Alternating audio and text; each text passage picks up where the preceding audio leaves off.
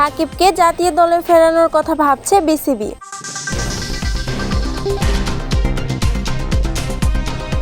Global super লিগের এক ম্যাচে অলরাউন্ড পারফরম্যান্স দেখিয়ে ফের আলোচনায় সাকিব আল হাসান। তাকে জাতীয় দলে ফেরানোর গুঞ্জনও শোনা যাচ্ছে। এবার সে গুঞ্জনের পালে হাওয়া দিলেন বাংলাদেশ ক্রিকেট বোর্ডের পরিচালক ইফতেখার রহমান মিঠু।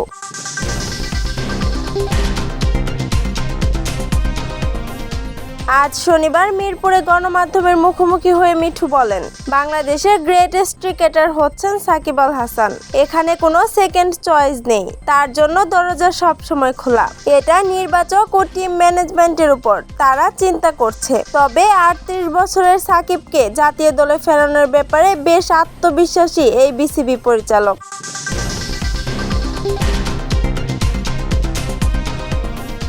আগে কিভাবে চলেছে জানি না, কিন্তু এখন বর্তমান সভাপতি পুরো দায়িত্ব ক্রিকেট অপারেশনস টিম ম্যানেজমেন্ট ও নির্বাচকদের উপর দিয়েছেন। তাদেরও নজরে এসেছে, সেটা দেখা হবে। তারা অবশ্যই এই ব্যাপারটি দেখবে।